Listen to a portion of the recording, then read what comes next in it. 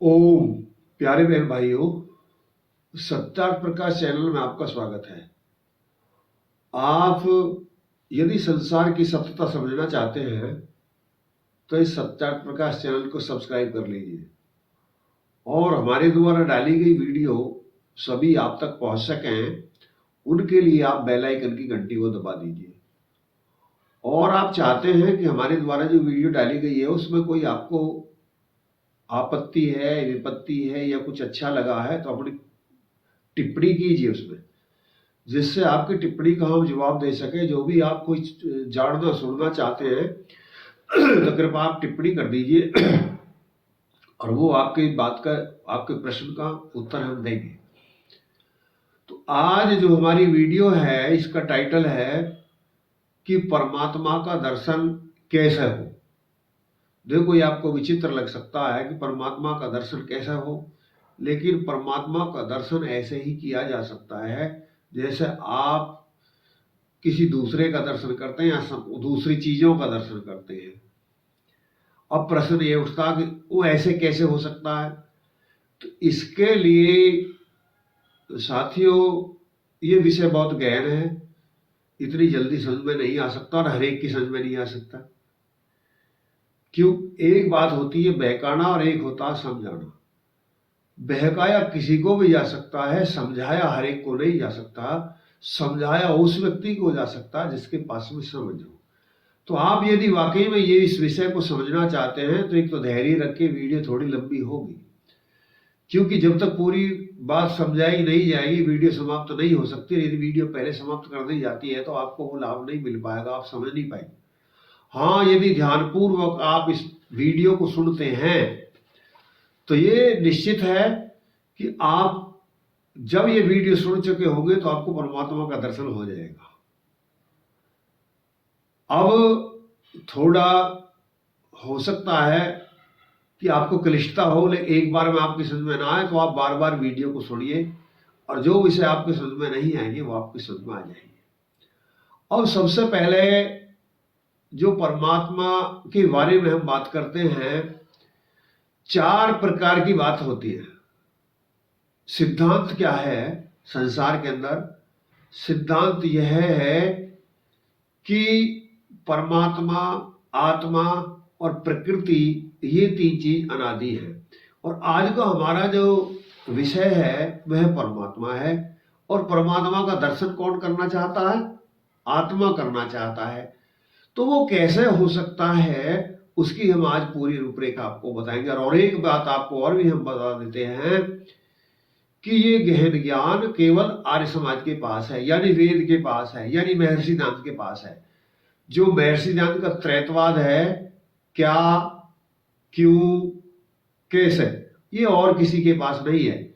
ये सौदा आपको कुरान में नहीं मिल सकता, पुराण में नहीं मिल सकता, बाइबल में नहीं मिल सकता, भगवत गीता में नहीं मिल सकता, गुरु ग्रंथ में नहीं मिल सकता। वो ये सब ज्ञान केवल आपको वेद में ही मिल सकता है। और वेद का भी विद्वान अच्छी तरह इन विषयों को समझाने में योग्य हो और इन विषयों को समझने का अधिकारी श्रोता हो। तो मेरे प्यारे साथियों, मैं ये विषय समझाने का भी यत्न करता हूं। जैसे एक नियम है आर्य समाज का कि वेद सब सत्य विद्याओं का पुस्तक है। वेद सब सत्य विद्याओं का पुस्तक है। वेद का पढ़ना पढ़ाना और सुनना सुनाना सब आर्यों का परम धर्म है। हो सकता है सब आर्यों की सामर्थ्य ये ना हो कि वो वेद को पढ़ सकें या पढ़ा सकें या सुन सकें, लेकिन ये सामर्थ्य किसी के अंदर भी हो सकती है कि वो उसको सुना सकें। अब वो सुना कैसे सकते हैं? जो आप ये वीडियो सुन रहे हैं, यदि आपको ये लगती है ये वेदानुकूल और अच्छी है और ये वो रहस्य बता रही है जिनकी आवश्यकता संसार को है, तो फिर आप उन व्यक्तियों के पास इस वीडियो को भेज दीजिए, उनको इस वीडियो को सुना दीजिए जो इससे वंचित हैं, जिनको इनकी आवश्यकता है। मुझे कोई संकोच नहीं है कि आज ये पूरा संसार भ्रमित है। केवल जो एक निभ्रम ज्ञान है वो आर्य समाज के पास है। आप कह सकते हैं कैसा कैसा हो सकता है, कोई आर्य समाज के पास में निब्रह्म ज्ञान है? हाँ जी, आर्य समाज के पास में निब्रह्म ज्ञान क्यों है? क्योंकि आर्य समाज का आधार वेद है और परमात्मा का ज्ञान वेद है, और जितने भी आप धर्म ग्रंथों के नाम से जानते हैं वो परमात्मा का ज्ञान नहीं है। यदि किसी व्यक्ति को, किसी भी संप्रदाय के अनुयायी को, किसी भी जो अपने को विद्वान समझता हो, विशेषज्ञ समझता हो, तो आर्य समाज के द्वारा, महर्षि ज्ञान वेद संस्थान द्वारा जो ये कार्यक्रम चलाया जाता है सत्यार्थ प्रकाश पर, शास्त्रार्थ की खुली चुनौती है। सुनिए, प्रयोजन क्या है? केवल वेद ही सब सत्य विद्याओं का पुस्तक है, और आज हम उस सत्य का प्रचार कर रहे हैं और बता रहे हैं, और परमात्मा का सत्य स्वरूप यानी परमात्मा के दर्शन आपको हम कराते हैं। अब जो है बिल्कुल एकाग्र हो जाइए। अब आपको जो मैं कुछ बताऊंगा बहुत ध्यान लगाना पड़ेगा, वो बात जब ही समझ में आएगी। यदि आपका ध्यान नहीं होगा तो वो बात समझ में नहीं आएगी, क्योंकि विषय बहुत गहन है। आप अब परमात्मा का दर्शन करने जा रहे हैं। अब परमात्मा का दर्शन करने के लिए हमें जो चार चीज होती है, पहले एक होता है पिरमाता, दूसरा होता है पिरमेय, एक होता है पिरमाण, और एक होती है पिरमिति। अब इनका क्या मतलब है? अब जो आप हैं, आप पिरमाता हैं, यानी जो किसी चीज को जानना चाहता है उसे क्या कहते हैं? पिरमाता कहते हैं। और वो जिस चीज को जानना चाहता है उसको प्रमेय कहते हैं। तो जो हमारा सब्जेक्ट है वो क्या है? आज ईश्वर है, हम उसके दर्शन करना चाहते हैं, तो वो हमारी प्रमेय। अब हो कैसे सकता है? जो स्रोत्र होते हैं, जिससे जिस चीज का बोध होता है उसको प्रमाण कहते हैं। और जब पिरमाता प्रमेय को जानने के लिए प्रमाणों का सहारा लेकर के जो यत्न करता है और जो फिर उपलब्धि होती है उसे प्रमिति कहते हैं। तो आज आपको अब प्रमाता है और प्रमिति तक आपको पहुंचना है, और उसका आधार क्या होगा? प्रमाण। प्रमाण आप समझते हैं? संसार में फिर जैसे मैं कह रहा हूं, देखो समय थोड़ा लगेगा, ये मेरी व्यवस्था है। यदि आप ये सब्जेक्ट समझना चाहते तो समय देना पड़ेगा। प्रमाण क्या है? जिससे जिस वस्तु का बोध होता है उस आधार को, उस स्रोत्र को प्रमाण कहते हैं। अब ये प्रमाण कितने प्रकार के होते हैं, यानी और एक आपको बारीकी में जाना पड़ेगा कि आप यदि किसी चीज की सत्यता समझना चाहते हैं और असत्यता समझना चाहते हैं, सत्य क्या है और असत्य क्या है, तो उसके लिए 5 परीक्षा है। और उन 5 परीक्षाओं में जो सबसे पहली परीक्षा है वो क्या है?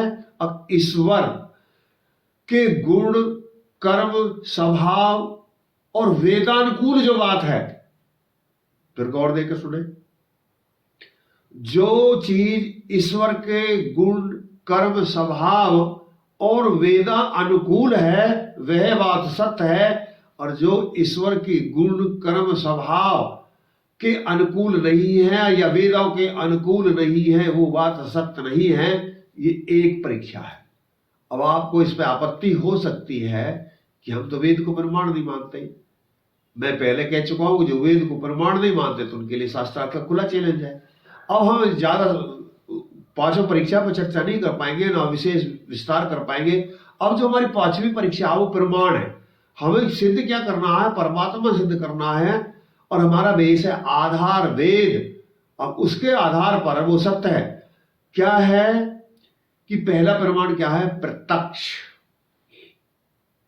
सही सुन रहे हैं? जिस चीज का आप ज्ञान करना चाहते हैं, जिससे उसका ज्ञान होता है, उसका जो पहला प्रमाण है उसे प्रत्यक्ष कहते हैं। कुछ बुद्धिजीवी तो ये बात समझ पा रहे होंगे, मैं और साधारण व्यक्तियों के लिए भी और सरल करने का यत्न करता हूं। प्रमाण का मतलब क्या है? जैसे किस आपके गांव में, घर में कहीं चोरी यदि हो जाए और कोई व्यक्ति आकर के ये कहे अभी इस व्यक्ति ने चोरी किया है, तो वो जिसको आप कह रहे हैं कि इसने चोरी किया, तो वो कह सकता क्या प्रमाण है जी? आप कैसे कहते हैं किसने चोरी किया है? तो जो अब वो तथ्य प्रस्तुत करता है कि मैं जब उठा था, जब ये व्यक्ति यहां से जा रहा था, या मैंने यहां खड़ा देखा था, तो जो जो क्रिया, जो वार्ता, जो शब्द, जो घटना उस बात को सिद्ध करती है जो उस व्यक्ति ने कही थी, उसको क्या कहते हैं? प्रमाण कहते हैं। और शायद समझ में आ गई वो बात आपके में। यानी जिस बात को जिस चीज से सिद्ध कर दिया जाता है, सत्य तक पहुंचा जाता है, उस बात को प्रमाण कहते हैं। और वो प्रमाण कितने प्रकार के होते हैं? वो 8 प्रकार के प्रमाण होते हैं। सबसे पहला प्रमाण क्या है? प्रत्यक्ष। प्रत्यक्ष से सत्य को जाना जाता है। अब जैसे आप ये वीडियो देख रहे हैं, ये आंखों का विषय, ये प्रत्यक्ष प्रमाण 5 प्रकार का होता है। और इसमें भी 1-2 बीमारी होती है। अब एक तो निभ्रम हो और एक निसंदेह हो। यदि ये निभ्रम और निसंदेह नहीं है तो प्रत्यक्ष ज्ञान भी, प्रत्यक्ष प्रमाण भी सत्य का ज्ञान नहीं करा सकता। देखो, बहुत बारीकी में जाना पड़ेगा, बुद्धि जोर लगाना पड़ेगा, बुद्धि से जोर लगाना पड़ेगा, विषय को समझना पड़ेगा, तर्क को समझना पड़ेगा, जब ये विषय समझ में आएगा। अब मैं क्या कह रहा हूं? 5 प्रकार का प्रमाण, 5 प्रकार जो अनुमान प्रमाण है, पहला जो प्रत्यक्ष प्रमाण, सॉरी, जो पहला प्रत्यक्ष प्रमाण है वो 5 प्रकार का। पहला क्या है? आंखों से जो आप देखते हैं वो क्या चीज है? प्रत्यक्ष प्रमाण है। आप ये वीडियो देख रहे हैं, ये प्रत्यक्ष है। अब यदि ये आप कोई चीज आप जो सुन रहे हैं, अब ये यदि वीडियो, आपकी आंख बंद है और आपको ये वीडियो दे दी जाती है और आपको बता दी जाती है जी देखो ये वीडियो आई हुई है, आप इसे सुन के बताओ, इसे बताओ ये कैसी है, तो आप क्या कहेंगे? आंखों से देख के बता पाएंगे? इसके अंदर क्या है? आप कहेंगे मैं सुनकर देखूंगा। अब ऐसा ही यदि कोई चीज ऐसी है कि आपको को खाने के लिए चीज दी जाती है, आपके सामने रख दिया जाता है, देखो आपके सामने सब्जी रखी हुई है, अब आप इसमें ये बताइए इसमें नमक है या नहीं है, तो आप क्या कहोगे? मैं खा के देखूंगा। बिना खाए देखे तो आप ये नहीं बता सकते उसमें नमक है या नहीं है। अब एक और दूसरी ऐसी आपको चीज दे दी जाती है कि आपको दूध दे दिया जाता है और आपको ये, या आपको स्नान करना चाहता है और वो कह देता है जी आप, मैं थोड़ा गर्म जल मुझे चाहिए, और जो आप मेरे लिए जल लेकर के आ रहे हो उसे देखना, देख के बताना वो ज्यादा गर्म तो नहीं है। तो फिर क्या आंखों से आप देख के बता देंगे? फिर आप क्या कहेंगे कि मैं जी अंगुली हाथ डाल के देखूंगा, छू करके देखूंगा, जब मुझको पता लगेगा। तो ऐसे ये जो हमारे 5 ज्ञानेंद्रिय है जिनसे हम ज्ञान करते हैं, इंद्रिय 10 होती है, विषय वो नहीं है, आज मैं इसमें बोल रहा हूं। 5 ज्ञानेंद्रिय हैं और इन इंद्रियों के माध्यम से जो ज्ञान होता है उसे क्या कहते हैं? उसे प्रत्यक्ष प्रमाण कहते हैं। लेकिन ये भी निभ्रम और निसंदेह होना चाहिए जब ये सत्य होता है। आंखों से देखी बात भी गलत हो सकती है। कैसे हो सकती है? सुनिए, यदि आपको निभ्रम ज्ञान नहीं है, जैसे मैं भी पहले कह चुका हूं कि निभ्रम ज्ञान केवल आर्य समाज को है, अब मैं थोड़ा निभ्रम पे आपको बताना चाहता हूं। जैसे आप कहीं दूर खड़े हुए हैं और कहीं बालू रेत दिख रहा दूर से आपको, और बालू रेत देखने के बाद में आपको ऐसा लगा कि वहां पानी भरा हुआ है, जैसे मृग तृष्णा कहते हैं। मृग भागता रहता है, उसको दूर जल भरा दिखता रहता है, लेकिन वहां जल होता नहीं है, उस तो प्रत्यक्ष देख रहा है। हिरण प्रत्यक्ष देख रहा है, आप भी प्रत्यक्ष देख रहे हैं कि आगे बालू रेत को आपने जल समझ लिया, भाई जल भरा हुआ है। दूर से बालू रेत देखने में जल जैसा लगता है, ऐसे ही हिरण को भी दूर से ऐसा लगता है जैसे जल भरा हुआ है, तो वो भागता रहता है। लेकिन वो निभ्रम ज्ञान नहीं है, वो सत्य तो नहीं है, वो भागता रहेगा, कभी पूरे जीवन भागो, मरता जाएगा, लेकिन जल नहीं मिलेगा।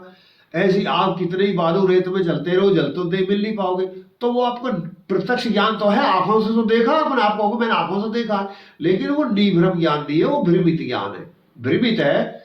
अब निसंदेह क्या है कि जैसे आप खड़े किसी व्यक्ति को देख रहे हैं, उसकी दूरी इतनी है, या आपको लग रहा है यार ये राम सिंह है या ये बेगराज है, आपको ये निश्चित नहीं हो रहा है, प्रत्यक्ष है, देख रहे हो, आपको व्यक्ति दिख रहा है, सामने खड़ा हुआ है, और या उसकी दूरी अधिक हो सकती है, कारण तो अनेक हो सकते हैं, या वो बहुत पहले कभी देखा हो, ये कारण हो सकता है। तो अब यहाँ आप ज्ञान करना चाहते हैं कि कौन व्यक्ति है।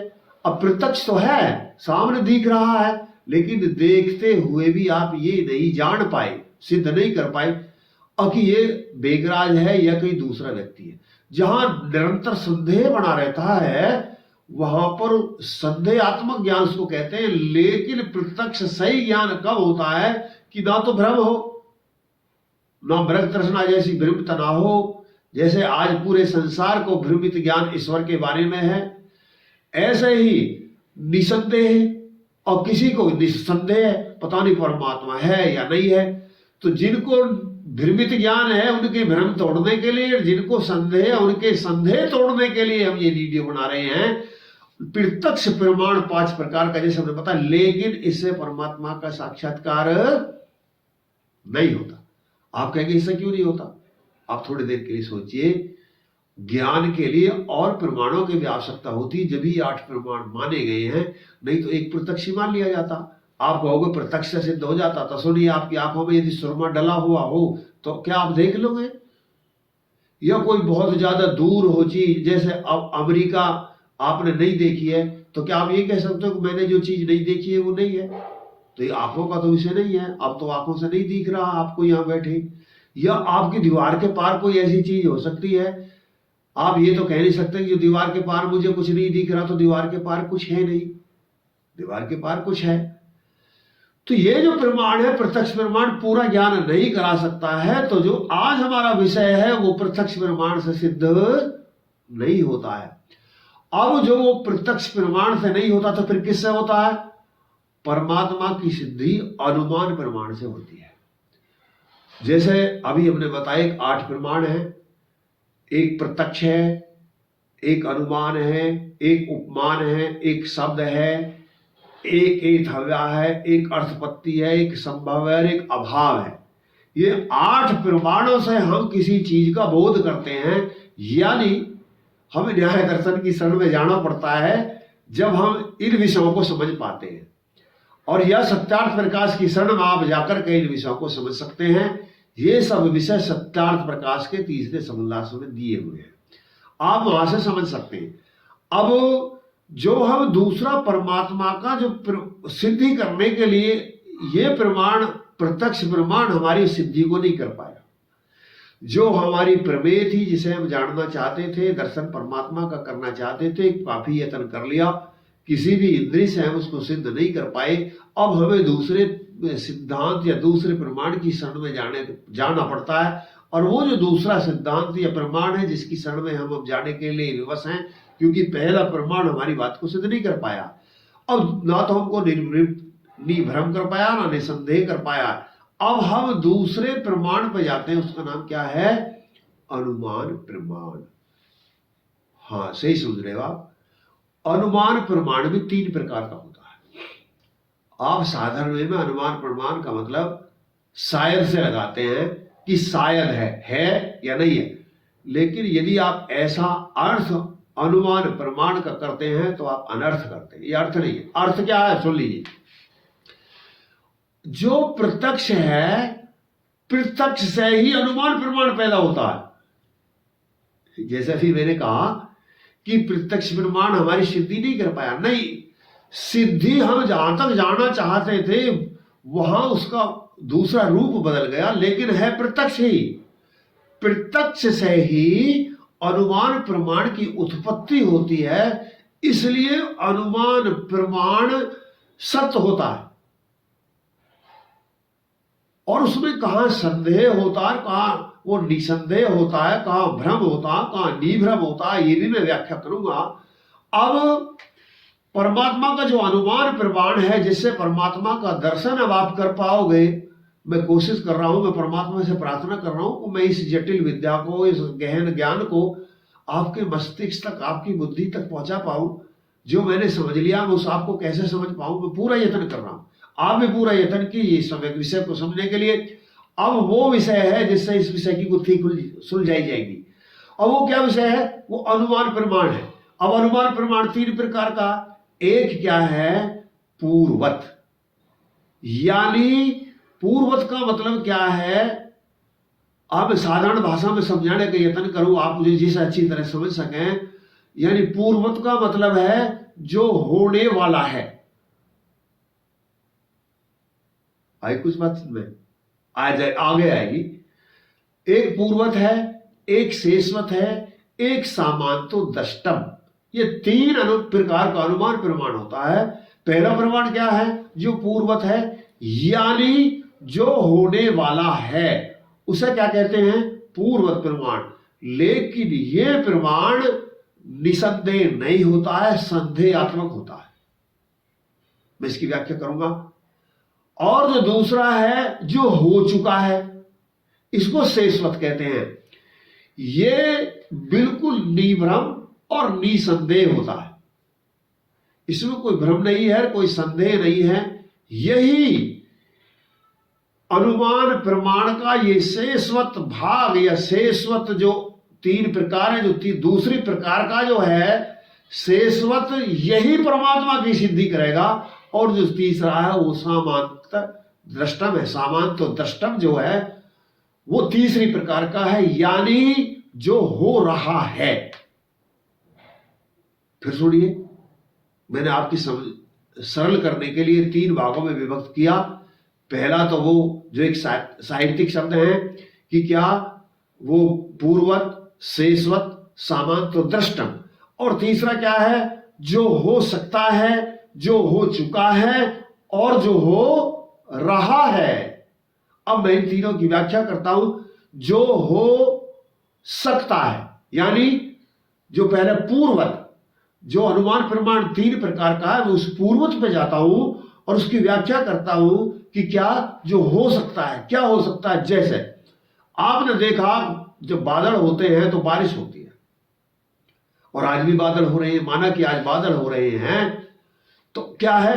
हो सकता है। क्या हो सकती है? बारिश हो सकती है, क्योंकि क्या चीज है? कारण है। और क्या होगा? कार्य होगा। कारण है तो कार्य होगा, कारण नहीं होगा तो कार्य नहीं हो सकता। लेकिन ऐसा हो सकता है कि कारण हो और कार्य ना हो। फिर गौर देकर सुनिए, हो सकता जो पूर्वत है यह कन्फर्म नहीं है, एक लक्षण है, एक लक्ष्य का एक लक्षण है। और हो सकता है, निश्चितता नहीं है, इसमें निश्चितता नहीं है, ये हो सकता है, इसलिए ये अनुमान का पूर्वत प्रमाण है। इससे परमात्मा की सिद्धि नहीं होती है। अब जैसे हम पढ़ रहे हैं, अभी आप वीडियो सुन रहे हैं, तो अब हम कहां पर हैं? पूर्वत पर हैं। गौर देके सुनो। अब मैं वीडियो बना रहा हूं और आप वीडियो सुन रहे हैं। हम कहां हैं? हम पूर्वत पे हैं।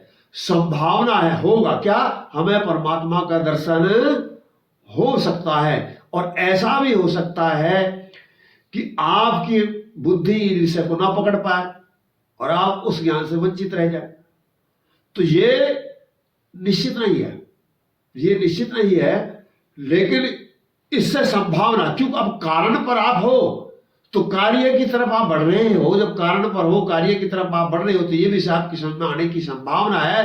तो इसे पूर्वत कहते हैं। ये हो सकता है। जैसे एक और उदाहरण देकर मैं इसको समझाने का यत्न करता हूं कि जैसे शादी हुई है तो अनुमान क्या? संतान होगी। लेकिन ऐसा भी हो सकता है शादी तो हुई हो और संतान ना हो।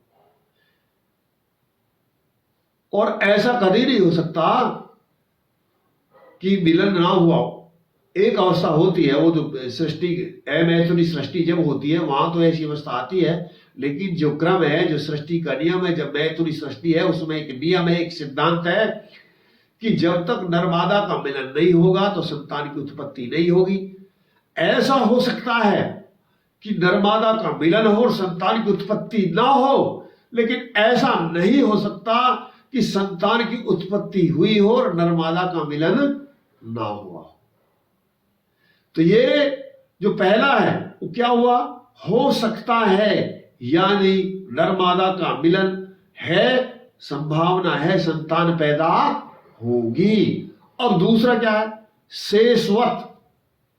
और शेषवत में जाइए, अब संतान हो गई है जब संतान हो गई है तो आपने या हमने या दुनिया के किसी व्यक्ति ने वो नर्मदा का मिलन नहीं देखा है, लेकिन यह सिद्ध है कि मिलन हुआ था जब ही इस संतान की उत्पत्ति हुई है। तो ये क्या है? ये है शेषवत, यानी हो चुका है। अब देखो जोर लगाओ थोड़ा बुद्धि से, यहां थोड़ा ध्यान न हट जाए। हो चुका है क्या? जो अब जैसे आप नदी में पानी बहता आता देखते हैं और वो गादड़ा पानी है, आपने बारिश हो, अब पानी से आपने अनुमान लगा लिया ओहो ऊपर बारिश हुई है इसलिए पानी आ रहा है। जैसे संतान को देख करके आपने अनुमान लगा लिया कि कोई किसी कहीं शादी हुई थी, शादी से मतलब मिलन से है मेरा मतलब जब ये जाकर के संतान पैदा हुई, मैं समझता हूं ये समय विषय समझ में आ गया। ऐसे ही अब जो परमात्मा है, जो परमात्मा है वह जो संरचना की है, यानी एक क्या बात समझ में आई? जो हो गया है, जो हो गया है उससे वो एक दिन प्रत्यक्ष था, एक दिन वो हुआ था, उससे शेषवत तैयार होता है। जो शेषवत हो चुका है, फिर सुनिए, जो हो चुका है, जो तैयार परमात्मा ने किया। अब क्या परमात्मा ने तैयार किया? जैसे आपने की, अब हमने उदाहरण दिया, एक संतान पैदा हुई, वो पुत्र है या पुत्री है, वो क्या है? वो रचना है, वो रचना है। और एक सिद्धांत है कि रचना बिना रचयिता के नहीं होती। सही समझ रहे हो आप? ये सिद्धांत है, ये लॉ है, इसको कोई मिटा नहीं सकता कि यदि कोई रचना है, रचना है तो उसका रचयिता जरूर है। ऐसा तो हो सकता कि रचयिता हो रचना ना हो, लेकिन ऐसा नहीं हो सकता कि रचना हो रचयिता ना हो। अब संसार में रचयिता भी दो हैं। कह रहा है मैं इस विषय पे नहीं कर चर्चा कर पाऊंगा, विषय बहुत ज्यादा लंबा हो जाएगा, इसलिए मैं दूसरी बात वही कहूंगा कि परमात्मा कौन है? संसार का मुख्य निमित्त कारण परमात्मा है। संसार का मुख्य निमित्त कारण परमात्मा है और संसार का साधारण निमित्त कारण जीव है।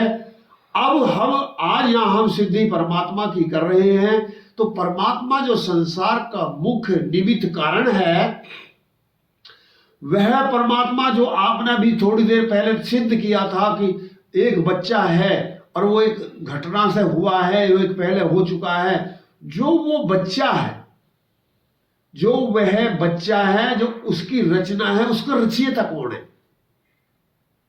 क्या आपको लगता है वो रचना बिना रचयिता के हो गई थी?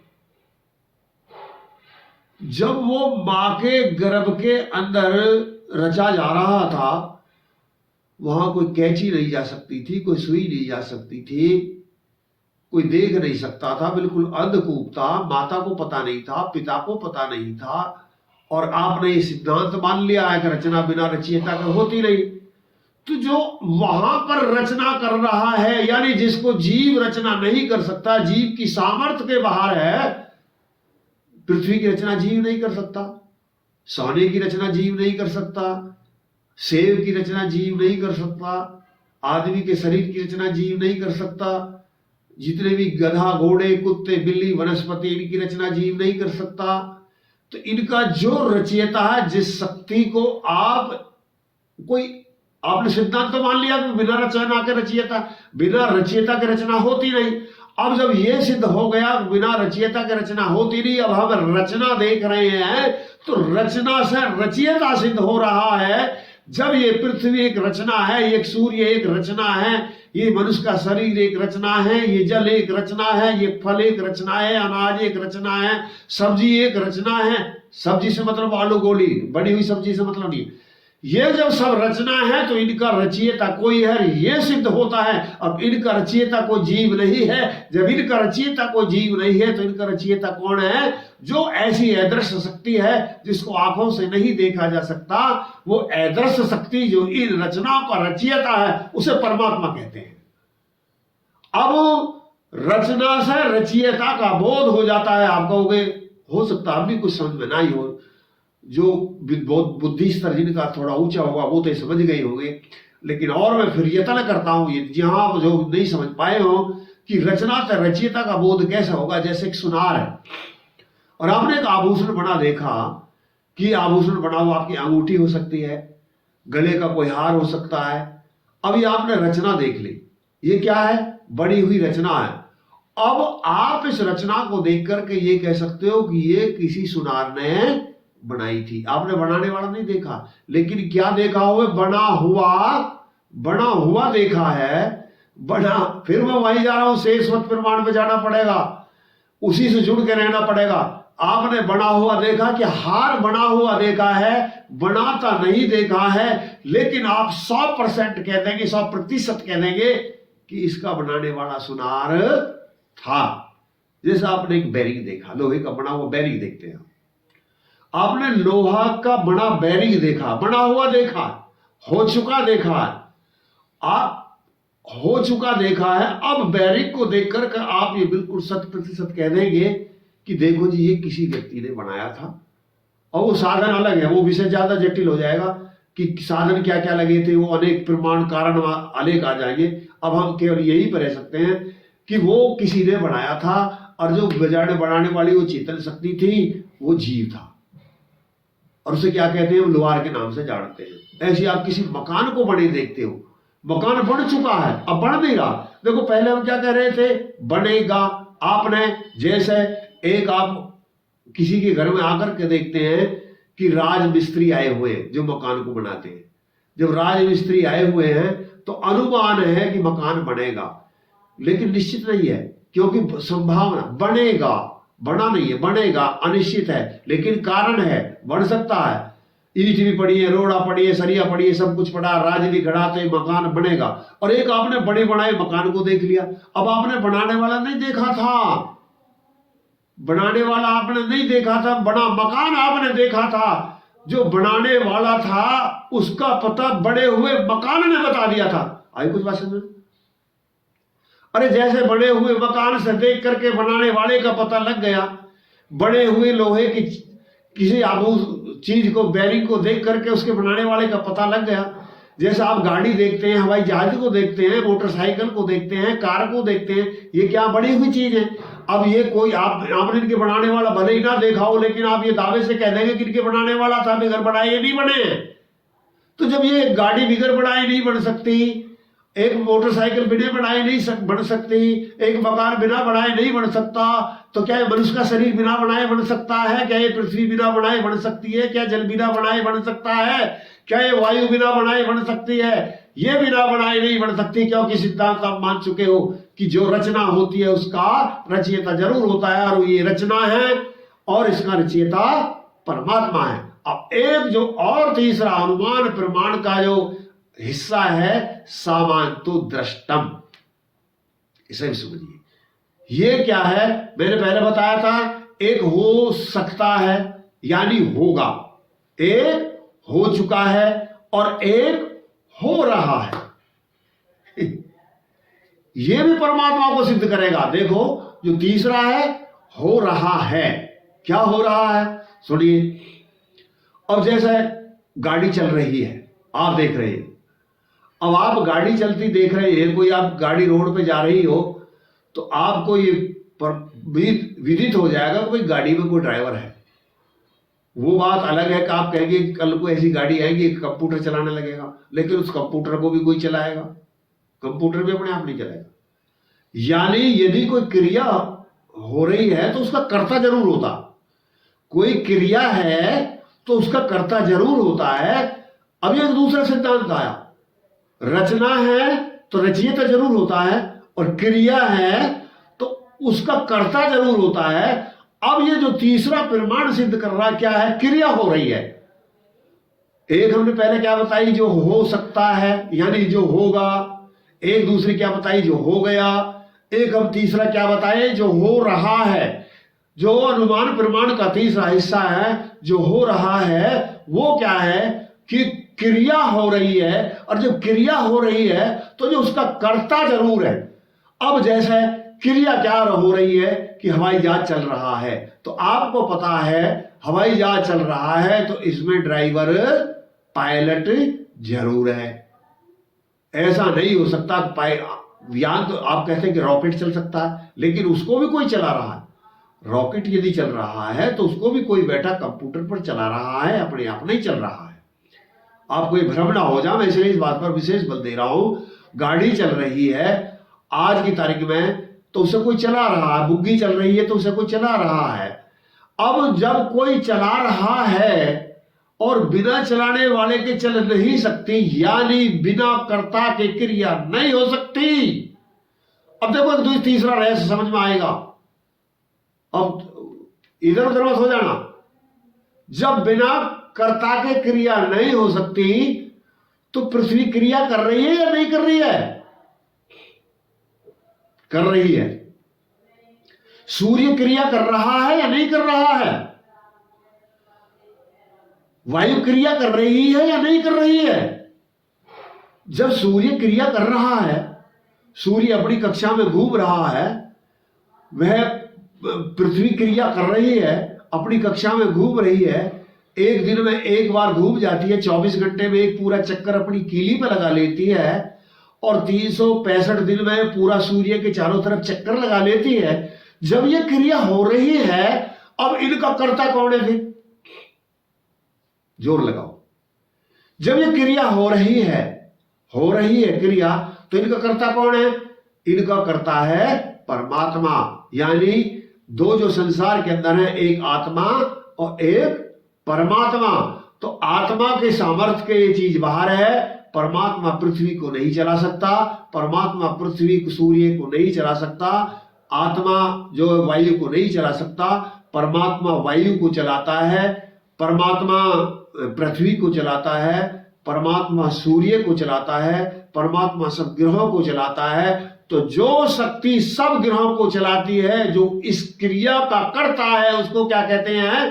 परमात्मा कहते हैं। तो अब जो मैंने यत्न किया है, जो आपने इतना समय लगाया है, मैं समझता हूं कि आपकी ये बात समझ में आ गई होगी कि जो इन सब चीजों का रचयिता जो एक शक्ति जो परमात्मा है, जो व्यक्ति ये कहते हैं कि संसार में परमात्मा है या नहीं है, देखो ये ज्ञान का विषय है और ये ज्ञान मैं पहले बता चुका हूं, हर एक के समझ में है नहीं। देखो धर्मात्मा तो हर व्यक्ति हो सकता है। धर्मात्मा का मतलब क्या है?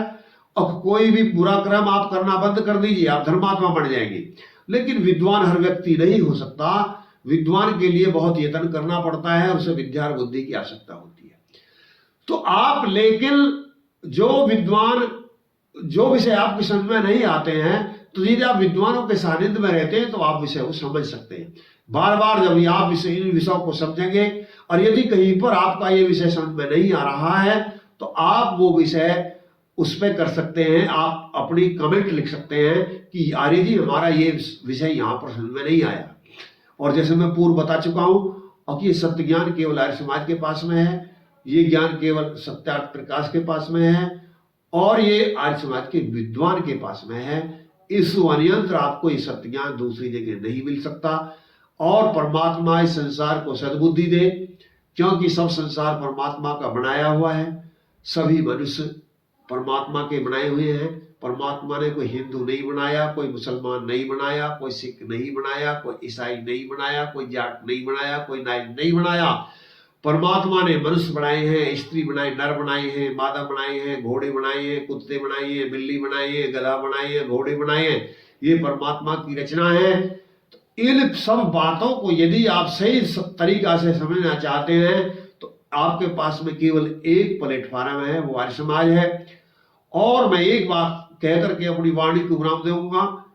हिम्मत हो तो आए कोई, हिम्मत हो तो आए कोई जंगे मैदान में और आर्य समाज में कभी दिखला दे जहान में। 21 लाख का चेक ले जाए इनाम में। मेरे साथियों, ये सब बात मैं कि आपको क्यों कह रहा हूं, जोर दे करके कि आप असत से हट सकें और सत्य की तरफ चल सकें।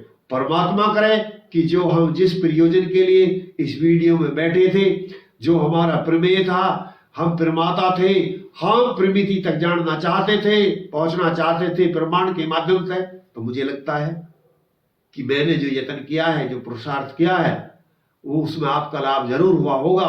यदि आप इस चीज से लाभान्वित हुए हैं तो फिर इस लाभ को किसी दूसरे अपने बहन के लिए, भाई के लिए, संबंधी के लिए भेज दीजिए, जिससे संसार सत्य को जान सके, सत्य को मान सके, सत्य को कर सके और असत्य से, झूठे धर्मों में, झूठे भ्रमों में, झूठे संप्रदायों में, झूठे विचारों में, विरोधी बातों में फंसा हुआ ये संसार सत्य के रास्ते पे चल सके। इन्हीं बातों के साथ मैं अपनी वाणी को विराम देता हूं और परमात्मा से प्रार्थना करता हूं, हे परमात्मा, हमारे इस सत्य वाणी को संसार तक पहुंचाइए, प्रचारित कीजिए, प्रसारित कीजिए, जिससे हम पुरुषार्थ से एक दूसरे की सामर्थ्य को सदा बढ़ाते रहें। ओम शांति।